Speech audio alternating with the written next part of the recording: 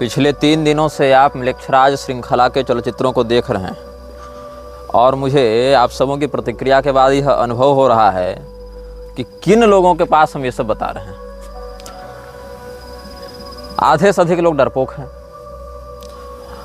कह रहे हैं रात को नींद नहीं आ रही, कह रहे हैं इंटरनेट नहीं चल रहा। ये सब होते रहेंगे। जिस प्रकार की मानसिकता जिस व्यक्ति की होती है उसी प्रकार का अनुभव उसकी चित्तवृत्ति को प्रभावित करता है। जिस प्रकार की भावना, जिस प्रकार की तपश्चर्या, जिस प्रकार का सदाचरण आपके जीवन में होगा उसी प्रकार के अनुभव भी आपको प्राप्त होंगे। लेकिन एक बात है कि चलचित्रों को देखने वाले 80% लोगों ने नकारात्मकता का प्रत्यक्ष अनुभव किया है। एक कोई सज्जन कह रहे थे कि मैं बड़े हॉरर पॉडकास्ट इत्यादि देखता हूँ, मैं हॉरर मूवीज देखता हूँ जिसमें बड़े खतरनाक बैकग्राउंड म्यूजिक और ये एडिटिंग वगैरह होती है, लेकिन वैसे नकारात्मकता का अनुभव नहीं हुआ उनमें जैसी नकारात्मकता का अनुभव हमको इस श्रृंखला में हो रहा है। कुछ लोग ये कह रहे हैं कि तुम कहाँ वेद पुराण शास्त्रों को छोड़ के ये बाइबल इत्यादि के चक्कर में पड़े हो। देखो भाई, मैं बाइबल की जेनेसिस को प्रमाणित करने के लिए चलचित्र नहीं बना रहा हूँ। दूसरी बात यह है, मैंने बाइबल के जॉन का संदर्भ केवल ईसा को कोट करने के लिए दिया था। अब ईसा की कोई बात है, पैगंबर की कोई बात है, तो उसके लिए बाइबल और कुरान को कोट करना पड़ेगा ना, रेफरेंस देना पड़ेगा ना वहाँ से कि उसने क्या कहा था।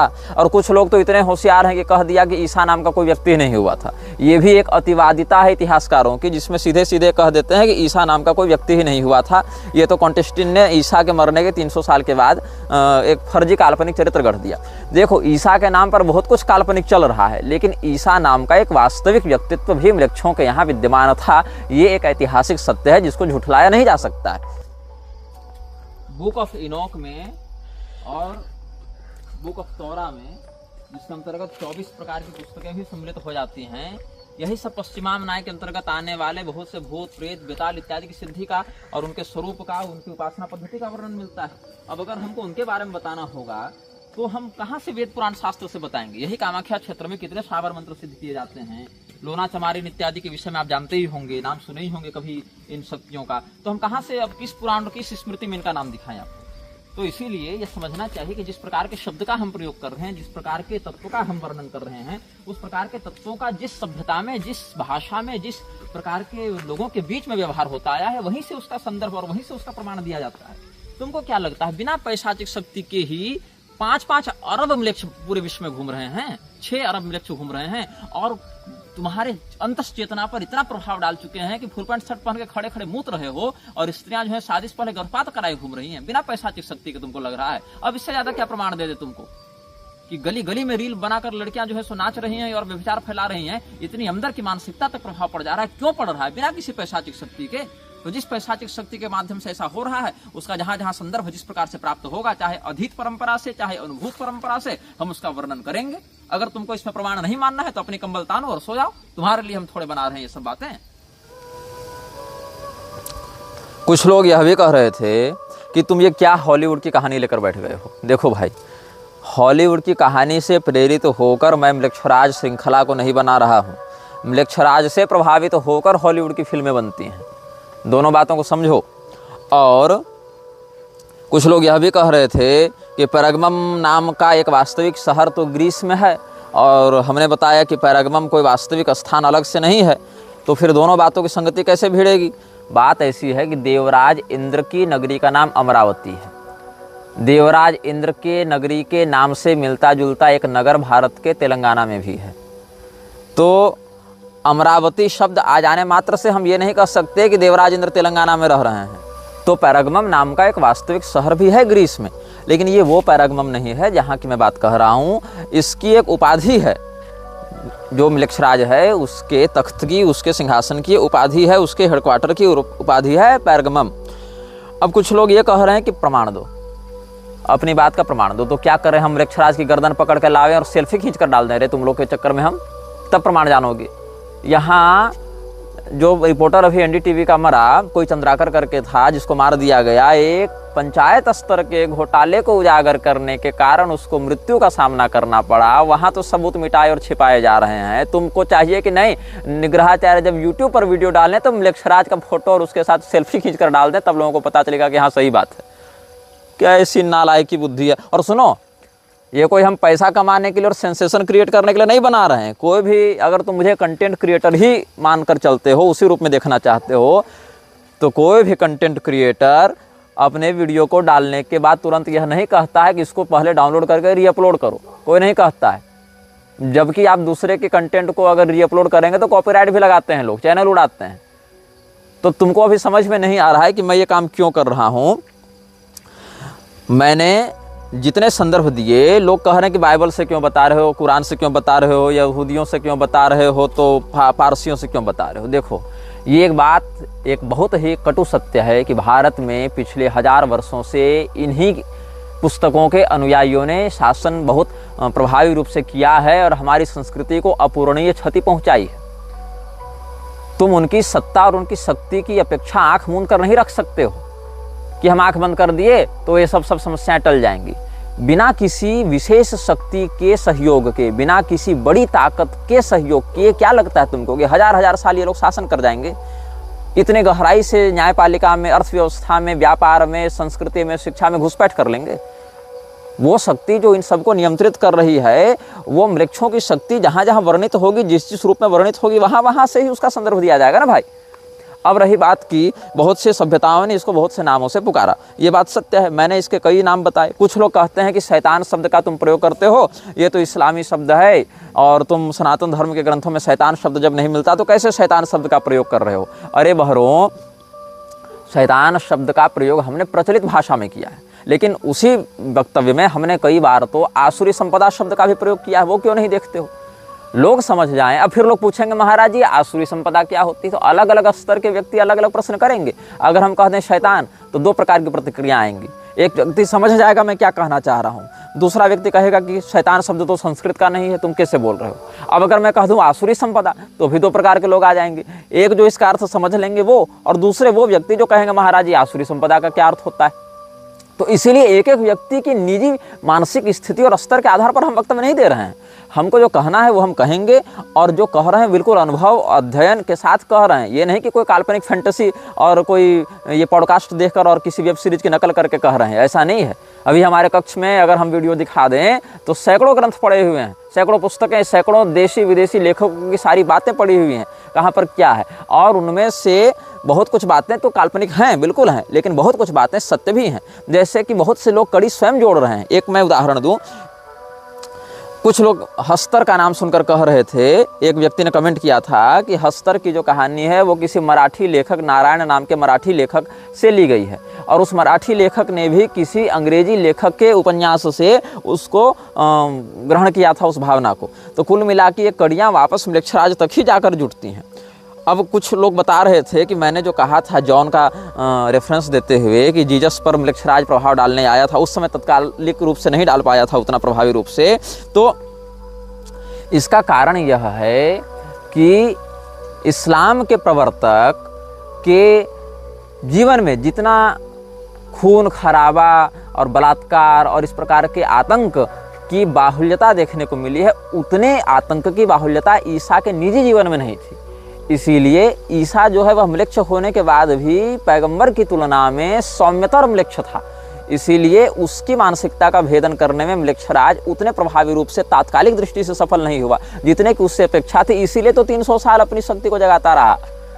और यह चिंतनीय यह भी है कि एक और कोई हमको बता रहे थे कि इन्होंने लिखा है कि आपने जो जीसस पर प्रभाव डालने की बात कही उसका वर्णन एक चलचित्र नेफ्रियस में भी मिलता है। देखो, मैंने नेफ्रियस देखी नहीं है और उम्मीद कम है कि मैं देखूंगा। वो चलचित्र एक वार्तालाप है एक ऐसे व्यक्ति जिसको एक डीमन ने उसके शरीर को अपना घर बनाया हुआ है, और एक मनोवैज्ञानिक है। तो वो डीमन बताता है कि उसके मालिक ने जीसस को एक ऑफर दिया था, अपने प्रभाव में लाने का प्रयास किया था, पर जीसस ने मना कर दिया था। देखो, मैंने ये फिल्म नहीं देखी है इसलिए मुझे नहीं पता इसमें क्या कहानी है, लेकिन बहुत सी बातें दर्शक पाठक हमारे जो हैं वो स्वयं भी गूगल पर सर्च करके जान सकते हैं कि मेरे द्वारा कहे गए शब्दों का क्या संकेत है, बताए गए स्थानों का, दिखाए गए चित्रों का, उन विजुअल्स का क्या संकेत है। तो आप लोग स्वयं भी अपने जीवन में थोड़ा शोध कर सकते हैं। सामने सामने परोस कर खिलाएंगे नहीं। और सुनो, ये चलचित्र हम बहुत से लोगों को जगाने के लिए नहीं बना रहे हैं, क्योंकि तुम लोग जागोगे भी नहीं।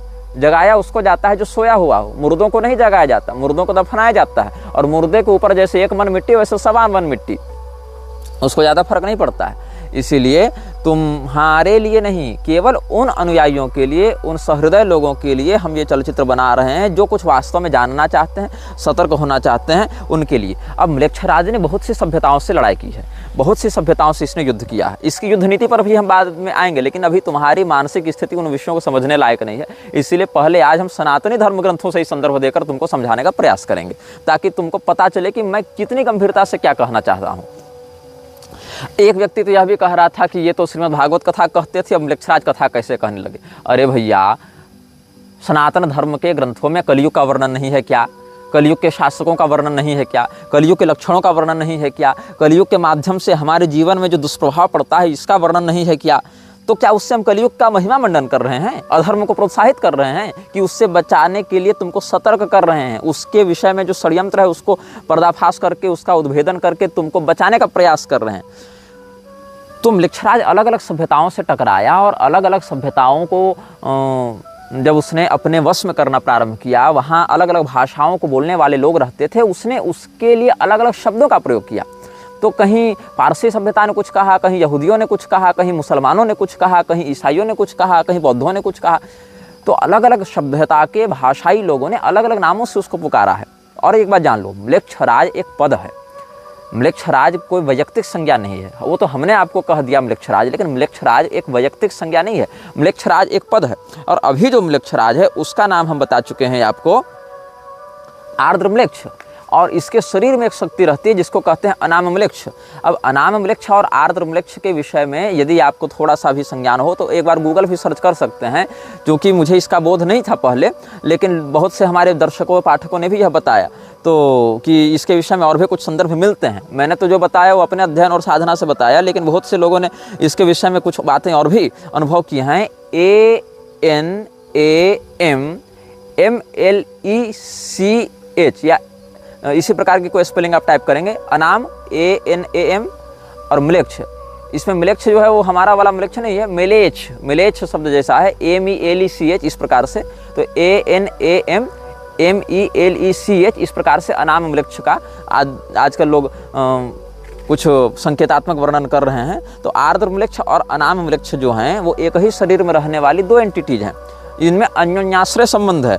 जैसे आज व्याकरण पर कुछ चिंतन बन रहा था हम लोगों का, तो आदिरंत्येन सहेता और हरंत्यम पर कुछ चिंतन हुआ। तो आदिरंत्येन सहेता को में इत सिद्ध करने के लिए हलंत्यम चाहिए, और हलंत्यम को सिद्ध करने हेतु हल प्रत्याहार की सिद्धि आदिरंत्येन सहेता से करनी पड़ेगी। तो वैसे ही अन्योन्याश्रय संबंध है आर्द्र म्लेच्छ और अनाम म्लेच्छ के मध्य। अनाम म्लेच्छ को आर्द्र म्लेच्छ का शरीर चाहिए अपने क्रियाकलापों को प्रभावी करने के लिए, और आर्द्र म्लेच्छ को अनाम म्लेच्छ की शक्तियाँ चाहिए संसार में अपने प्रभुत्व को स्थापित बनाए रखने के लिए। इसीलिए इन दोनों के मध्य जो है अन्योन्याश्रय संबंध है, एक शरीर है, एक हार्डवेयर है, एक सॉफ्टवेयर है। ऐसे तुम लोग इसको समझ सकते हो। तो जो पिशाच हैं वो मरुस्थल निवासी होते हैं। यहाँ पर कहते हैं मनुस्मृति की टीका में, पिशाचास्तेभ्योपकृष्टा असुचि मरुदेश निवासिनः। आज हमने पूरा अध्ययन करके बहुत से प्रमाणों को यहाँ पर एकत्र करके रखा है, जिसको हम आप सबों के समक्ष व्यक्त करेंगे। तो यहाँ पर कहते हैं कि पिशाचास्तेभ्योपकृष्टा असुचि मरुदेश निवासिनः। पिशाच कौन है?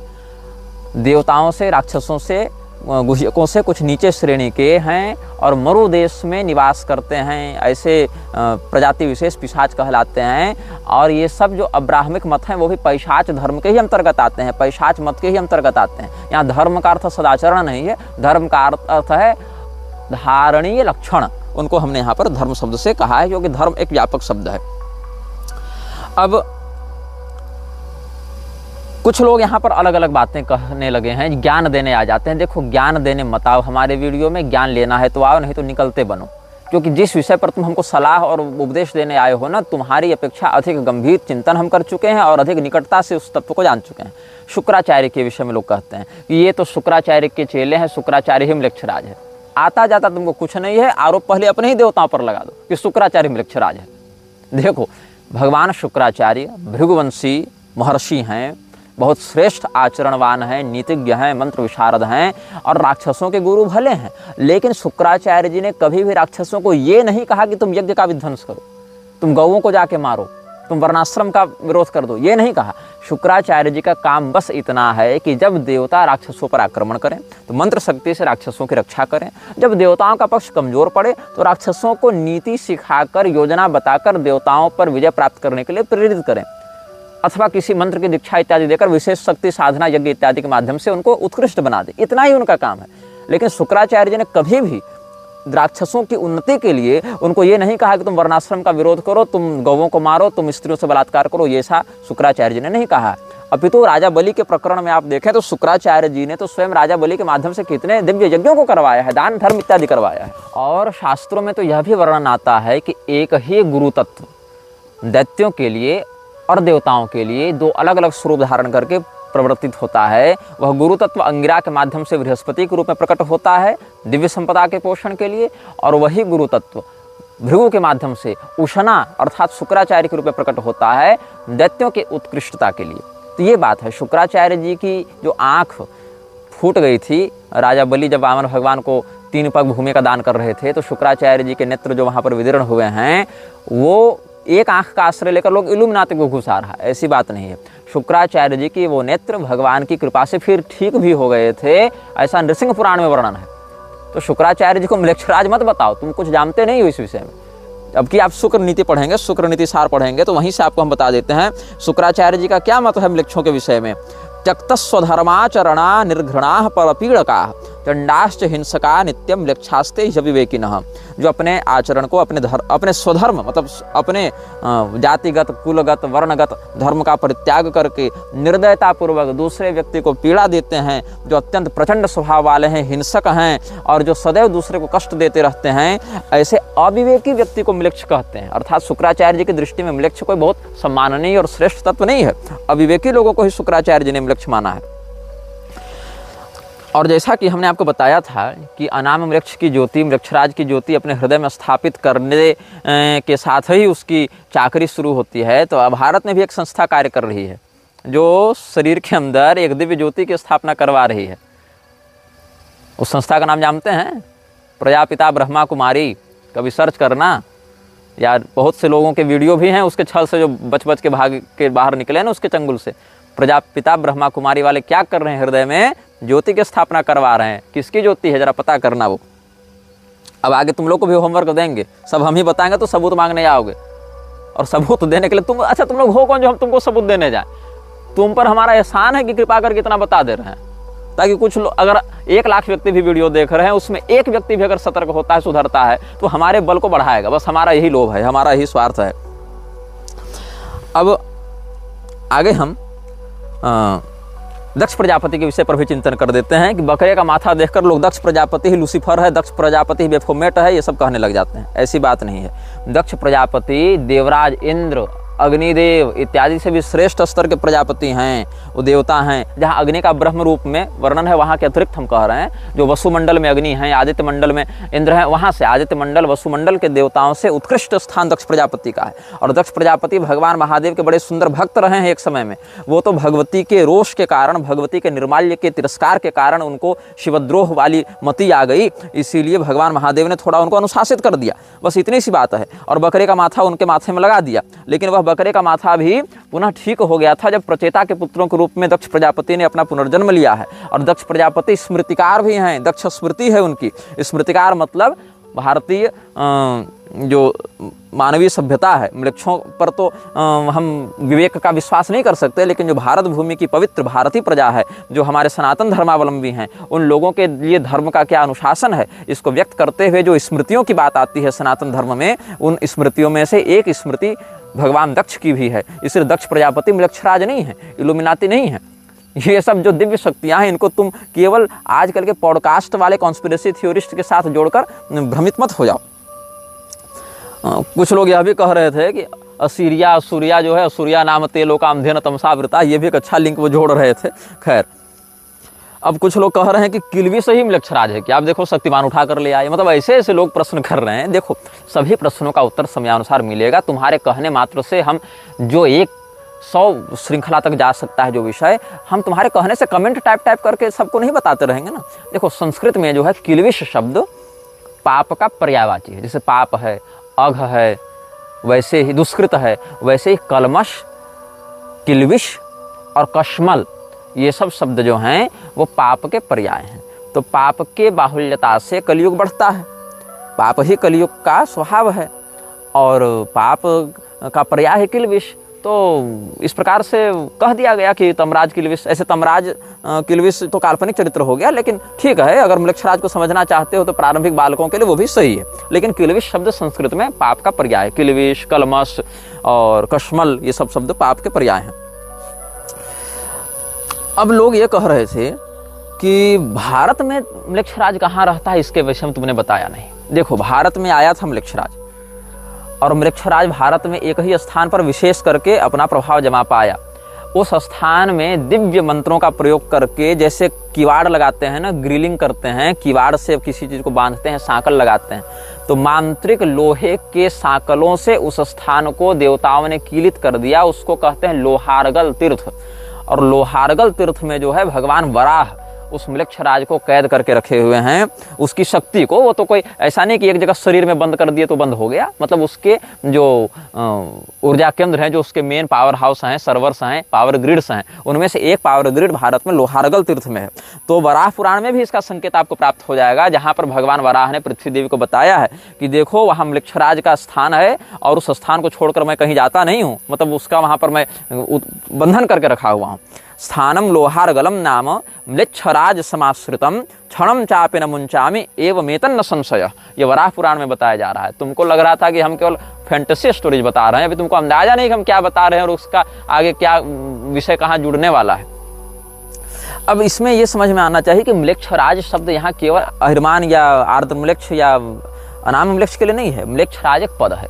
किसी समय इस पद पर कालेवन भी बैठा, किसी समय इस पद पर जो लोहिताक्ष है वह भी बैठा। मतलब ये गद्दी है, ये एक थ्रोन है, और जो भी उतने स्तर का पापी होता है, उतने स्तर का प्रभुत्वशाली होता है, वो कभी न कभी इस म्लेच्छराज की गद्दी पर बैठता है और उसकी शक्तियों का आस्वादन करता है।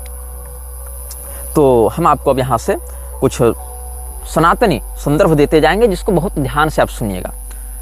अभी तो म्लेच्छराज का दामाद भारत का राजा बनने वाला है, अभी तुरंत नहीं बनेगा, लेकिन भारत के एक राजा से म्लेच्छराज अपनी बिटिया ब्याहने वाला है, और सारे कुछ हम प्रमाण के साथ तुमको बताएंगे। सबसे पहले हम तुमको बताएंगे युग पुराण से। युग पुराण गर्ग मुनि का लिखा हुआ एक बहुत प्राचीन ग्रंथ है। अच्छा, उससे पहले बताता हूँ भगवान श्री रामचंद्र जी के समय म्लेच्छराज था कि नहीं। भगवान श्री रामचंद्र जी के समय भी एक म्लेच्छराज था, जिसने राजा दशरथ पर आक्रमण किया था, लेकिन राजा दशरथ ने उसको पराजित करके भगा दिया था। बाद में म्लेच्छराज वापस आया नहीं, और म्लेच्छराज जब वापस आया तब कौन सा समय चल रहा था? भगवान श्री रामचंद्र जी वनवास में थे, और उन्हीं के भाई भरतलाल जो हैं वो भगवान के आगमन की प्रतीक्षा में थे। भगवान की चरण पादुकाएं अयोध्या जी की गद्दी पर प्रतिष्ठित थीं। तो म्लेच्छराज ने सोचा कि अभी तो राजा दशरथ परलोक जा चुके, और राम जी जंगल में हैं, लक्ष्मण जी जंगल में हैं, भरत जी जो हैं वो मतलब तपस्या में हैं, भगवान के विरह में आतुर हैं, शत्रुघ्न जी अकेले कितना संभालेंगे, अभी सही समय है आक्रमण करने का। तो सुनो, भुषुंडी रामायण के दक्षिण खंड में इसका वर्णन मिलेगा। अध्याय नहीं बताऊंगा, तुम खुद खोजना, सब कुछ थाली में परोस कर तुम्हारे मुंह में खिलाऊंगा नहीं, कुछ स्वयं अध्ययन करो, और नहीं करना है तो मेरी बात का विश्वास करो कम से कम, नहीं तो फिर यही तुम लोग आलसी और प्रमादी हो जाते हो, अविश्वासी हो जाते हो। तो वहां पर क्या हुआ कि जब म्लेच्छराज ने आक्रमण किया तो नेपाल की ओर से अयोध्या घुसा, नजदीक पड़ गया उसको, तो नेपाल की ओर से अयोध्या घुसा और आक्रमण किया और भयंकर आतंक मचाया। तो सब लोग जाकर भरतलाल जी से प्रार्थना किए कि देखिए आप बचाइए। बोले देखो हम राजा हैं नहीं, राजा राम जी हैं, राजा रामचंद्र जी जंगल में हैं, तो उनके प्रतिनिधि के रूप में उनकी चरण पादुकाएं ही अयोध्या का शासन कर रही हैं, तो भगवान ही सबको देख रहे हैं, सब कुछ देख रहे हैं, वही बचाएंगे। तो सभी लोगों ने मिलकर 5-7 श्लोकों में भगवान की चरण पादुका से निवेदन किया है। वो सारे श्लोक भी मैं जानता हूँ, लेकिन अभी बताऊंगा नहीं, विषय लंबा हो जाएगा। और भगवान की चरण पादुकाओं से जब स्तुति की है तो आकाश में बहुत जोर से गर्जना हुई, और बहुत मतलब दिव्य दिव्य और प्रकाशित अस्त्र शस्त्र ऊपर से गिरने लगे, और म्लेच्छराज की सेना पर गिरने लगे, और वहां राम नामांकित बाण गिरने लगे, और पूरे म्लेच्छों की सेना तबाह हो गई। थोड़े बहुत श्लोक बता देता हूँ, नहीं तो लोग कहेंगे कि बिल्कुल ही सीधा सीधा पार कर गए। थोड़े बहुत श्लोक बता देता हूँ। तो वो सब जब रोने लगे कि कहाँ से ये आकाश में बारिश हो रही है, तो महोल्कानां ज्वलन्तीनां विनिपातात् समं ततः ज्वलन्ति ध्वजवस्त्राणि दृश्यन्ते रथमूर्धसु धावतां गर्जमानानां गजानां सर्ववृष्टिषु हयानां हृष्यमाणानां शरणं नाशकंचन। वृक्षों के हाथी घोड़े सब के ऊपर जब बारिश होने लगी बाणों की, तो ये कहाँ से आ गया, जैसे आग की बारिश हो रही हो। तो ये सब वृक्ष आतंकित हो गए, हाहाकार करके भागने लगे। तो केचिदास्कस्मिक वृष्टिमायुधानां समं ततः समालोक्य सुवित्रेषु हताः स्मृतिवादिनः, हाय हम मारे गए, हम मारे गए, ऐसा कहते हुए मृक्षराज के सारे सेनापति और सारे सैनिक मर गए। कुछ भाग गए और कुछ तो भगवान श्री रामचंद्र जी के नाम को लेते हुए और दुहाई लगाते हुए, राम जी की दुहाई लेते हुए भाग गए और कहा कि नहीं नहीं, हम अयोध्या पर आक्रमण नहीं करेंगे। तब सबों ने सोचा कि भाई कहाँ से ये बाण वृष्टि हुई। तब कहा गया राम जी की चरण पादुका केवल 100 पीस में म्यूजियम में थोड़े रखी हुई है, वो मतलब राम जी स्वयं बैठकर शासन कर रहे हैं, तो इसीलिए अब हम कभी अयोध्या पर आक्रमण नहीं करेंगे, ऐसा वो मृक्ष राज के सैनिक कहते हुए भाग गए हैं। तो सुन लो, 3-4 श्लोक उदाहरण के लिए दे देता हूँ। केचित् दैव कृतं मत्वा कदनं घोरमात्मनः इतो नैवं करिष्याम इत्याभाष्य विनयश्री नष्टेषु म्लेच्छराजस्य सैन्येषु सह नायकैः मृते च राक्षसानीके शेषाः केचिद् विदुद्रुवुः गृहीतवैशसाः केचिद् राजानः परपक्षकाः भग्न संकल्प संयोगा दुद्रुवः समराजिरात्। और भी बहुत से राजा लोग आए थे ना अयोध्या पर आक्रमण करने के लिए, तो वहाँ पर सब लोग मतलब भग्न संकल्प हो गए। मृक्षराज के अधीन होकर जितने राजा लड़ने आए थे कि हम भी अयोध्या वालों से लड़ेंगे, हम भी लड़ेंगे, वो सब भाग गए। अब सुनो, धर्मशास्त्र का इतिहास जो है, जो वीपी काणे जी ने लिखी थी, हालांकि उनके एक लिखन में बहुत कुछ हमने त्रुटियां पाई हैं, लेकिन इस विषय में उन्होंने अच्छा लेखन किया युग पुराण के विषय में, जहां पर वो कहते हैं कि शूद्र लोग प्रणव के साथ आहुति डालेंगे और उस समय अमलात नाम का या आम्राट नाम का एक मृक्षराज होगा, उसकी लाल लाल आंखें होंगी। हमने जो अनाम वृक्ष का चित्र डाला था उसके भी लाल लाल आंखें थी बहुत ज़्यादा, वो उसका वैसा ही वर्णन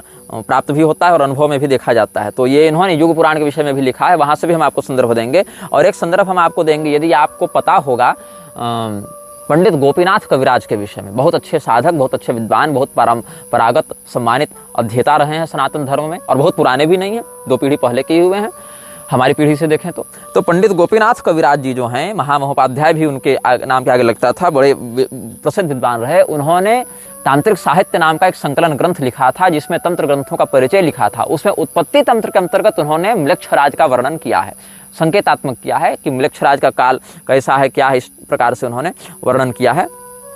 तो उत्पत्ति तंत्र का जहाँ पर वर्णन कर रहे हैं तांत्रिक साहित्य के पृष्ठ 77 में, वहाँ कह रहे हैं मृक्षराज का काल कथन, इस प्रकार से उन्होंने उसमें अनुभाग दिया है। अब हम आपको बता रहे हैं, अच्छा, बृहत पाराशर होरा शास्त्र में भी एक योग बनता है। उस योग में जिस व्यक्ति का जीवन फंसता है, विशेष करके मृक्षराज केतु की जिसकी उत्कृष्ट दशा होती है, उसको अपने वश में करने का प्रयास करता है और उसको बहुत पुरस्कृत करता है। इसका भी एक आपको हम प्रमाण दे ही देते हैं बृहत पाराशर होरा शास्त्र से भी। थोड़ा आपको मैं श्लोक बता देता हूँ। क्षमा कहते हैं पृथ्वी को, क्षमापति कहते हैं राजा को, भूपति, क्षमापति, क्षमा और क्षमा दोनों शब्द हैं। तो क्षमापति मतलब राजा, भूपति, तो म्लेच्छ क्षमापति, म्लेच्छ क्षमापति मतलब मृक्षराज। तो संस्कृत का जो अध्ययन करते हैं, पर्यायों को समझते हैं, वो समझ जाएंगे मैं क्या कह रहा हूँ।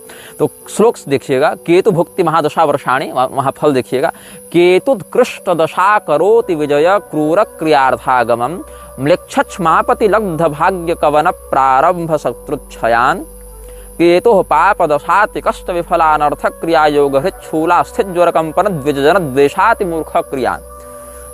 केतु की उत्कृष्ट दशा में विजय, क्रूर कर्म से धन प्राप्ति और मृक्षराज से भाग्य वृद्धि और शत्रुनाश होता है। ऐसा पूर्व खंड के 32वें अध्याय में, मतलब 32वें अध्याय में केतु भुक्ति महादशा वर्ष का जहाँ फल बता रहे हैं पराशर मुनि, वहाँ कहते हैं कि जिसकी ऐसी दशा होती है, क्रूर कर्म से धन प्राप्त करता है और मृक्षराज की कृपा से उसके भाग्य में बड़ी सुंदर वृद्धि होती है, बड़ा भाग्य उसका चमक जाता है। तो सोच लो कि केवल तुम जो कहते हो ना कि फैंटेसी सुना रहे हैं, अरे मूर्खों, फैंटेसी सुनाने के लिए हम यहाँ नहीं बैठे हैं।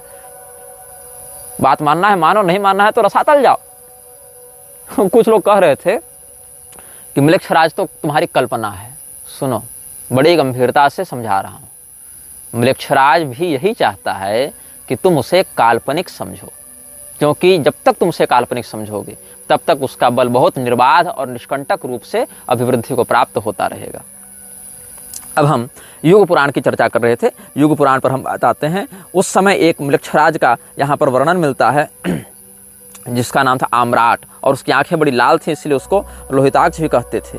तो ततो रणे धनु मूलो भविष्यति महाबलः आम्राटो लोहिताक्षेति पुष्पनामं गमिष्यति सर्वे ते नगरं गत्वा शून्यमासाद्य पर्वतम, और अर्थलुब्धाश्च सर्वे भविष्यन्ति महाबला। जितने भी लोग उस समय होंगे वो अर्थलोलुप होंगे, क्योंकि म्लेच्छराज पैसा बहुत दे देता है तो लोग अर्थलोलुप हो जाते हैं। ततस्स म्लेच्छ आम्राटो रक्ताक्षो रक्त वस्त्रभृत, लाल रंग का कपड़ा पहने हुए लाल रंग की आंखों वाला वह म्लेच्छ राजा व नृप म्लेच्छ नृप आम्राट जनमादाय विवशम परम उत्सादयति, लोगों को बलपूर्वक अपना गुलाम बनाकर बहुत कष्ट देगा। और वो क्या करता है, ततो वर्णांस्तु चतुरः स नृपो नाशयिष्यति, चारों वर्णों को वह व्यक्ति नष्ट करने के लिए तत्पर रहेगा। कौन? म्लेच्छ नृप, कौन सा म्लेच्छराज? जिसका नाम आम्राट है, जो लाल रंग की आंखों वाला है और जो लाल रंग के कपड़े पहनता है।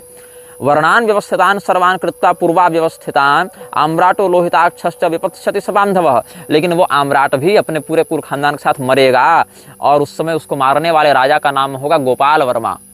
ततो भविष्यति राजा गोपालो नाम नामतः। लेकिन समस्या क्या होगी कि गोपाल वर्मा जब टकराएगा म्लेच्छराज से, तो उस समय का जो आम्राट म्लेच्छराज होगा वो तो मर जाएगा। ये गर्ग मुनि भविष्यवाणी कर रहे हैं। लेकिन राजा गोपाल भी उससे जो युद्ध होगा उसमें इतनी नकारात्मकता झेलेंगे कि वो भी बच नहीं पाएंगे, साल भर के अंदर वो भी मर जाएंगे। मतलब टकरा तो गए बहुत जोर से, मार भी दिया उसको, लेकिन उसके टकराने से जितनी शक्तियां इनके साथ अगर भिड़ी, वो जो नकारात्मकता इनके अंदर घुसे, उसने इनको भी मार दिया। तो गोपालस्तु ततो राज्यम भुक्त्वा संवत्सरम नृपः पुष्पके चाभिसंयुक्तम ततो निधनमेष्यति, और राजा गोपाल जब मर जाएंगे उसके बाद फिर एक दूसरा राजा होगा।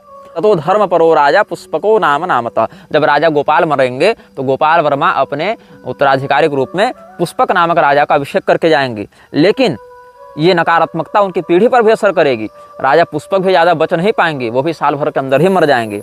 तब उसके बाद उनके उत्तराधिकारी के रूप में अनरण्य नाम के बहुत पराक्रमी राजा होंगे। ये अनरण्य दूसरे हैं, एक राम जी के पूर्वज भी अनरण्य हुए हैं, ये दूसरे हैं। ततः स विपुलो राजा अनरण्यो महाबलः सोपि वर्णत्रयं भुक्ता पश्चात् निधनमेष्यति, अनरण्य जब राजा बनेंगे तब वो राजा भी 3 साल के अंदर मर जाएंगे। मतलब तीसरी पीढ़ी के जो राजा होंगे वो 3 साल के अंदर मर जाएंगे। तो मतलब कुल मिला के म्लेच्छराज को जो मारेगा उसके खानदान पर भी उसकी जो सिद्ध की हुई शक्तियां वो भी बहुत बुरा असर डालती हैं। तो ये बहुत बड़ा बलिदान होता है म्लेच्छराज से भिड़ना। यहाँ तक कि म्लेच्छराज को सीधे सीधे कलयुग का बल प्राप्त होता है ना, इसलिए भगवान कृष्ण ने भी जब कालयवन से युद्ध किया है, ऐसे सीधे तो युद्ध नहीं किया है, तो भगवान भी कहते हैं कि म्लेच्छराज भयत्रस्तो गतो द्वारवतीम पुनः। आपको ये देवी भागवत के 4 स्कंद के 25वें अध्याय में वर्णन मिलेगा, जहाँ भगवान कृष्ण भगवान महादेव जी से संवाद कर रहे हैं। वहाँ पर कहते हैं कि म्लेच्छराज के भय से हम भी द्वारका भाग गए थे। ऐसे भगवान की ये विनम्रता है शिव जी के सामने। ऐसे भगवान के सामने म्लेच्छराज क्या करेगा जी? भगवान तो अखिल कोटि ब्रह्मांड नियामक है, अनंत कोटि ब्रह्मांड नियामक है। म्लेच्छराज जैसे छोटी मोटी शक्तियां भगवान के सामने कुछ नहीं है, लेकिन फिर भी उसका प्रभाव कितना है ये दिखाने के लिए भगवान ये लीला करते हैं कि देखो कालयवन का जब आक्रमण हुआ, जरासंध से 17 बार लड़ गए, लेकिन म्लेच्छराज कालयवन जब आया था तो भगवान भी द्वारका चले गए। लोगों को उसकी नकारात्मकता से प्रभावित नहीं होने दिए, क्योंकि म्लेच्छराज बाहर से कम लड़ता है, मानसिकता से ज्यादा लड़ता है। वो आंतरिक चेतना को वशीभूत कर लेता है। दुर्योधन को कैसे वशीभूत कर लिया? सोचो कि अपने बाप दादा के सामने अपनी सगी भाभी को, मतलब घर की कुलवधू को जो नंगे करने के लिए तैयार हो जाए, उसकी मानसिकता पर कितना गलत असर होगा, आसुरी संपदा का कितना बड़ा नियंत्रण होगा, सोच लो। तो इसलिए भगवान ने कालयवन के सामने अपनी प्रजा को आने ही नहीं दिया, उसको उधर ही उधर निपटा दिया। और म्लेच्छराज भयत्रस्तो गतो द्वारवतीम पुनः, भगवान ऐसा कहते हैं। ऐसे भगवान भयत्रस्त क्या होंगे? वो तो भगवान परब्रह्म है, वो तो सबको बनाने मिटाने वाली इच्छा मात्र से विलास करने वाले परमात्मा है, लेकिन एक लोक मर्यादा को दिखाने के लिए भगवान ने ऐसा वचन कहा है। तो गोपाल वर्मा के माध्यम से आम्राट लोहिताक्ष लाल आंखों वाले आम्राट म्लेच्छराज का विनाश किया जाएगा। वो गोपाल मर जाएंगे, उनके बाद पुष्पक आएगा, वो भी 1 साल में मर जाएगा, फिर अनरण्य आएंगे, वो भी 1 साल में मर जाएंगे। इसके बाद ब्राह्मण जो हैं वो राजा की गद्दी को अपने अधीन ले लेंगे। बोले कि ये राजा तो क्षत्रिय तो सह नहीं पा रहे, इसके तेज को ब्राह्मण अपने तपोबल से कुछ शासन करें। तो विकुयशा नाम का एक ब्राह्मण जो है वो बड़ा प्रसिद्ध था। तो ततो विकुयशा कश्चित ब्राह्मणो लोक विश्रुतः तस्यापि 3 वर्षाणि राज्यम हृष्टम भविष्यति। वो 3 वर्ष तक राज्य करेंगे वो ब्राह्मण, विकुयशा नाम के ब्राह्मण, और उनके राज्य में फिर जाकर ये नकारात्मकता समाप्त होगी, तब पूरी प्रजा को फिर से हर्ष होगा। ये वृद्ध गर्ग मुनि ने, जो ज्योतिष के बड़े आचार्य हुए हैं, गर्गाचार्य जी, जो कालयवन के भी पिता रह चुके हैं, और जो मुचकुंद को कहे थे तुमको भगवान का दर्शन होगा, इनको पता था ना कि म्लेच्छराज के आगे कौन कौन से क्या होने वाले हैं। तो ये जो मुचकुंद राजा के गुरु तुल्य थे और कालयवन के पिता थे, ऐसे गर्ग मुनि ने जो युग पुराण लिखी है उसमें इस घटना का उन्होंने वर्णन किया है। ये सब सनातनी शास्त्रों से हम बता रहे हैं, कोई बाइबल और जेनेसिस और हदीसों से नहीं बता रहे हैं। इसलिए जो कहता हूं उसको कई बार श्रद्धापूर्वक सुनना सीखो। केवल निजी द्वेष में कि निग्रहाचार्य का विरोध करना है, इसके चक्कर में जो वास्तविक सत्य है, जो वास्तविक संकट है सनातन के ऊपर, उसकी उपेक्षा मत करो, क्योंकि हम नहीं बताएंगे तो बताने वाले बचे नहीं हैं अधिक लोग। अब देखो हम तुमको और भी कुछ प्रमाण देते हैं। अच्छा, एक प्रश्न बड़ा सुंदर लोगों ने पूछा था, जो युग पुराण के श्लोक से हमको स्मरण आ गया, वो भी हम तुमको बता देते हैं। क्या है वो विषय? जब आर्द्रम्लेच्छ इब्बिसिन के विद्रोह, इब्बिसिन के सेना से बचकर या निकलकर भाग रहा था, और जब वो रेगिस्तान में गया, वहां पर उसको 15 लोग मिले थे, ऐसा हमने बताया था। वो 15 लोग कौन थे? इसका अर्थ है कि वो 15 लोग तो म्लेच्छराज से भी पुराने हैं, वर्तमान म्लेच्छराज से ज्यादा पुराने हैं। तो लोग पूछते हैं वो 15 लोग कौन है। ये 15 लोग कौन है, इसके विषय में पूरी के शंकराचार्य जी ने लिखा है, संकेत में लिखा है, लेकिन उसको डिकोड नहीं किया है। हो सकता है उस दृष्टिकोण से नहीं लिखा हो, लेकिन अर्थ उसका वही है। जब हम युग पुराण का प्रमाण आपको दे रहे थे, इसमें इस प्रसंग के प्रारंभ में एक वचन आया है, अर्थ लुब्धाश्चते सर्वे भविष्यन्ति महाबला, कि म्लेच्छराज का प्रभाव विशेष करके उन लोगों पर पड़ता है जो अर्थ के लोभी हैं, पैसे पर जिनकी नजर रहती है। और दूसरी बात यह है कि जो हमने आपको बृहत पाराशर होरा शास्त्र वचन दिया, वहां भी वर्णन है, म्लेच्छमापति लब्ध भाग्य कवन प्रारंभ शत्रुक्षयान। म्लेच्छराज की कृपा से उस व्यक्ति को बहुत पैसा मिलता है और उसको क्रूर क्रियार्थागमम, क्रूर क्रिया से पैसा बहुत मिलता है। तो जो व्यक्ति अर्थ लोलुप है, पैसे के प्रति लोभी है, उसको म्लेच्छराज बहुत जल्दी अपना गुलाम बना लेता है, उसकी उस कमजोरी को पकड़ के। तो ये 15 जो लोग उसको मिले थे, वे कलयुग के अलग अलग सत्ताओं के 15 प्रतिनिधि हैं।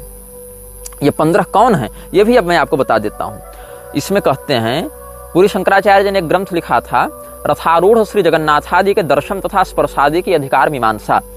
करपात्री स्वामी जी ने भी इस विषय में बहुत कुछ लिखा है। तो श्रीमद् भागवत महापुराण के 11वें स्कंध के 23वें अध्याय से बता रहे हैं भगवान श्री कृष्ण उद्धव जी को।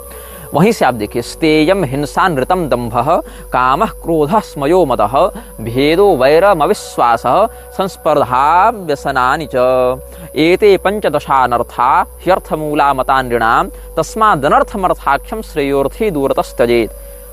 एक 15 में से एक क्या है? चोरी का अधिष्ठाता है, आपके मन में चोरी करने का भाव डालेगा। दूसरा वह शक्ति है, दूसरी शक्ति जो आपके मन में हिंसा करने की प्रेरणा देगी। तीसरी शक्ति आपके मन में झूठ बोलने की प्रेरणा देती है। चौथी शक्ति आपके मन में दंभ का विस्तार करती है। पांचवी शक्ति आपके मन में काम की वासना को बहुत बढ़ा देती है। छठी शक्ति आपके मन में क्रोध को बहुत बढ़ा देती है। सातवीं शक्ति आपके मन में गर्व को बहुत बढ़ा देती है। आठवीं शक्ति आपके मन में मद, एकदम मतलब क्या, मतवालापन, अपने आगे किसी को नहीं समझना, उसको बढ़ा देती है। उसके बाद भेद मतलब फूट डालने वाला एक तत्व है। उसके बाद वैर करवाने वाला एक तत्व है। दूसरे सहजन के प्रति, शास्त्रों के प्रति, देवताओं के प्रति, धर्म के प्रति अविश्वास बढ़ाने वाला एक तत्व है। दूसरे की उन्नति से संतुष्ट और प्रसन्न होने की अपेक्षा स्पर्धा रखने में जो दुर्भाव है, उसकी उत्प्रेरिका एक शक्ति है। स्त्रियों के प्रति अनावश्यक जो एडिक्शन होता है, स्त्रियों के प्रति जो आकर्षण हो जाता है, वो भी व्यभिचारगत दृष्टि से, वो लंपटता बढ़ाने वाली जो है वो 13वीं शक्ति है। जुआ, सट्टेबाजी, ये सब करवाने वाली 14वीं शक्ति है। और शराब, मदिरा, ड्रग इत्यादि की प्रति प्रेरित करने वाली 15वीं शक्ति है। ये भागवत महापुराण में 15 प्रकार के अनर्थ बताए गए हैं, जिनसे कलयुग बहुत अधिक बढ़ता है। और ये 15 अनर्थ रहते कहाँ हैं? तो एते पंचदशा अनर्था ह्यर्थ मूला मतान्नृणाम। ये 15 जो अनर्थ हैं वो अर्थ में वास करते हैं, इसलिए अर्थ में 15 प्रकार के अनर्थ बताए गए हैं। यही 15 प्रकार के अनर्थ की जो शक्तियां हैं, वही साकार विग्रह धारण करके आर्द्रम्लेच्छ को बचाती हैं और उसको अपना नायक बनाकर आगे अपने कार्य को बढ़ाती हैं। और इनसे होता क्या है, ये भी आगे के श्लोकों में देख लो। भिद्यम ते भ्रातरो दाराः पितरः सुहृदस्तथा एका स्निग्धाः काकिणिना सद्यः सर्वैरयः कृताः अर्थे नाल्पीयसा ह्येते संरब्धा दीप्तमन्यवः तजन्त्या सुस्पृधो घ्नन्ति सहसोत्सृज्य सौहृदम्। इन 15 में से अगर कम मात्रा में भी ये सब प्राप्त हो जाएं आपको, तो आपके भाई से आपका झगड़ा करा देंगे, आपकी पत्नी, आपके माता पिता, आपके सुहृद, ये सब के साथ आपका वैर करवा देंगे। और आप तुरंत अपने समस्त सदाचार, भाईचारा और उदारता, सहनशीलता सबको छोड़कर एकदम पिशाच के समान क्रूर हो जाएंगे। क्रूर कर्म से आप धन प्राप्त करने के लिए, प्रतिष्ठा प्राप्त करने के लिए किसी भी नीचता तक चले जाएंगे। यही जो 15 अनर्थ शक्तियां हैं वही कली पुरुष की शक्तियां हैं, और कली पुरुष की ये 15 शक्तियां ही आर्द्रमलेक्ष को बचाती हैं और उसको इतना श्रेष्ठ मतलब पिशाचों की दृष्टि में श्रेष्ठ नायक के रूप में स्थापित करती हैं। और उन्हीं 15 शक्तियों के अंश से निकला हुआ जो अनाममलेक्ष है वही उसके अंदर घुसकर उसके हार्डवेयर का, उसके शरीर का प्रयोग करके अपना सारा काम करवाता है। ऐसा नहीं है कि ये मलेक्षराज भारत पर आक्रमण नहीं किया है। ये मलेक्षराज ने जिस समय चाणक्य ने महापद्मनंद का तख्ता पलट करवाया था उस समय भी इसने भारत पर आक्रमण किया था, और भारत पर आक्रमण करने के लिए इसने 5 राजाओं का आश्रय लिया था। अब ये जो महापद्मनंद है वो था कौन?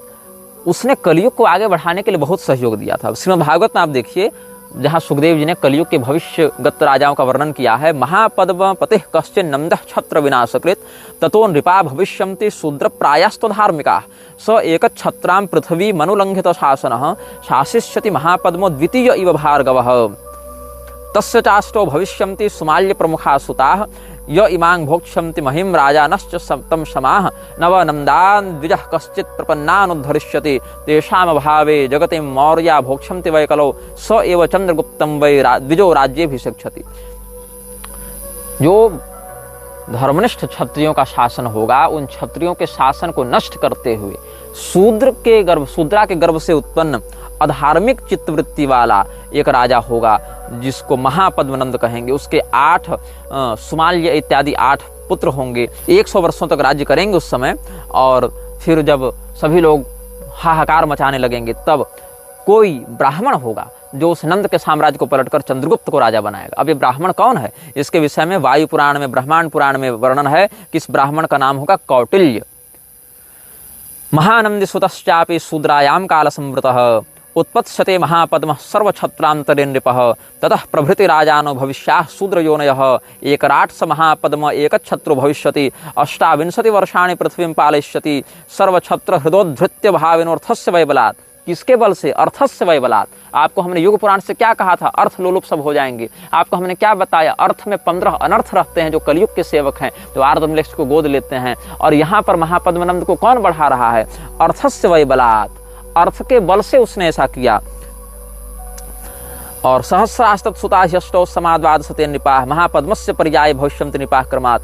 तो कौटिल्य फिर उनसे भिड़ेंगे और उद्धरिष्यति तान् सर्वान् कौटिल्यो वैद्यरष्टिभिः भुक्ता महिं वर्षशतं नवेन्दुः स भविष्यति चंद्रगुप्तं नृपं राज्ये कौटिल्य स्थापयिष्यति 24 समा राजा चंद्रगुप्त भविष्यति। फिर 24 साल तक चंद्रगुप्त का राज्य होगा।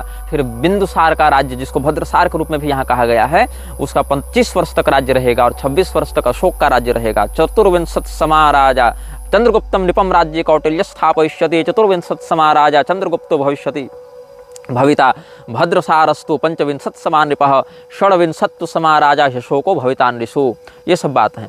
तो भारत में मलेक्षराज को लेकर बहुत कुछ संकेत मिलता है। राज तरंगिणी देखो, वहाँ भी मिलेगा, बहुत कुछ स्थानों पर मिलेगा। तो ये जो मलेक्षराज है वो चंद्रगुप्त के समय आक्रमण करना चाहता था। क्यों करना चाहता था? क्योंकि चाणक्य ने अर्थ के बल से जो अनर्थ का विस्तार कर रहा था, मलेक्षराज का जो एजेंट था महापद्मनंद यहाँ पर, उस मलेक्षराज के अभियान को चंद्रगुप्त के माध्यम से चाणक्य ने रोक दिया। और चाणक्य ने जब तख्ता पलट कर दिया, सत्ता परिवर्तन कर दिया, तो मलेक्षराज का तो काम अटक गया। तो जो महापद्मनंद था उसके पुत्र ने मलेक्षराज से संपर्क किया और वहां से उसको कहा कि महाराज अब आप आके यहाँ पर हमारी रक्षा कीजिए। तो महाकवि विशाख दत्त ने मुद्रा राक्षस नाटकम में इसका संकेत किया है। यदि आपको थोड़ा सा साहित्य से रुचि होती तो आप इस विषय को जानते। उपलब्धवानस्मि प्रणिधिभ्यो यथा तस्य म्लेच्छराज बलस्य मध्यात् प्रधानतमाः पंचराजानः परया सुहृत्या राक्षस मनुवर्तन्ते। कि मैं यहाँ पर आकर बता रहा हूँ, हे आचार्य चाणक्य, क्या कि मलेक्षराज की सेना में 5 राजा प्रधानता से उसके काम को देख रहे हैं बड़े सुहृद बनकर। उसमें कौन कौन हैं?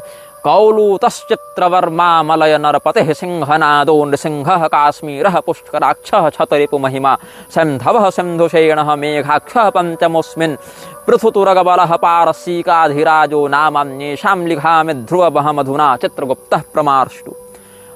कौलूत देश के राजा चित्रवर्मा मलय के राजा जो सिंह के समान गर्जना करते हैं वह नृसिंह वर्मा, कश्मीर का राजा पुष्कराक्ष जिसने अपने पराक्रम से अपने शत्रुओं की महिमा को नष्ट कर दिया है, सिंधु का राजा सिंधुसेन, और पांचवा जिसके घोड़ों की सेना बड़ी तगड़ी ईरानी घोड़े जिसके पास हैं, ऐसा पारस देश का राजा, फारस का राजा मेघ नाम का, मेघाक्ष या मेघाक्ष कहते हैं उसको। इन पांचों का नाम हम अपनी सूची में लिखते हैं ताकि चित्रगुप्त इनके नाम को देखकर ये समझ जाए कि पहले यही पांचों को निपटाना है, इन्हीं का नाम मिटाना है इस इतिहास से। ये चाणक्य के समक्ष जाकर सूचना दी है, शिष्यवत जो गुप्तचर हैं उनके, उन्होंने। तो म्लेच्छराज उस समय आ रहा था, लेकिन भगवत कृपा से चाणक्य ने अपनी नीति कुशलता और तपोबल से म्लेच्छराज को भारत में आने नहीं दिया। तब पुनः म्लेच्छराज ने विक्रमादित्य के समय आक्रमण किया है, और विक्रमादित्य के जन्म से ठीक कुछ समय के पहले ही या उस समय जब वो बच्चे थे तो कालकाचार्य जो हैं वो म्लेच्छराज को लेकर आए थे, और फिर विक्रमादित्य ने वेताल सिद्धि इत्यादि के आश्रय से फिर बहुत दिव्य महाविद्या साधना इत्यादि भी करके, और शिवांश थे भी, शिवमुख गुह्यक के अवतार थे भी वो, तो इसीलिए अपने दिव्य पराक्रम से महाराज विक्रमादित्य ने म्लेच्छराज को पराजित किया, और वो एक प्रकार से उसका वध ही कर दिया था म्लेच्छराज का। लेकिन चूंकि हमने बताया वो कई बार अपने शरीर को बदलता है और पुनः जीवित होता है, वो असेंबलिंग फिर से करता है, तो वो बच गया। और वो म्लेच्छराज अब भविष्य में आगे कहाँ पर आएगा, किसके साथ क्या करेगा, इसके विषय में हम आपको आगे बताएंगे। अभी आपको ज़्यादा बता देंगे तो आप फिर उन विषयों को भूलने लगिएगा जो हमने कहा है। इसीलिए हम कहते हैं इन चलचित्रों को ध्यान से देखिएगा, ये मजाक नहीं है, सत्य घटनाओं पर आधारित बिल्कुल प्रामाणिक बात है। आप हमारी कई बातों को क्रॉस वेरीफाई करने के लिए गूगल में सर्च कर सकते हैं, किसी ने लिखा होगा तो कुछ मिल ही जाएगा आपको, लेकिन अगर नहीं मिलेगा तो हम आपको प्रमाण देने के लिए बाध्य नहीं है, क्योंकि जिस विषय को 10-10 साल पढ़ के, जप के, चिंतन करके हमने समझा है, सीखा है, जाना है, उसको एक कमेंट बॉक्स में हम आपको प्रमाणित नहीं कर सकते हैं, क्योंकि आप उस स्तर पर अभी नहीं पहुंचे। इसीलिए या तो विश्वास करें या तो चैनल से बाहर चले जाएं। यह वीडियो जल्द ही हटा दिया जा सकता है। कृपया थर्ड पार्टी ऐप्स का उपयोग करके डाउनलोड करें। आप इस वीडियो को अपने चैनल पर फिर से अपलोड भी कर सकते हैं।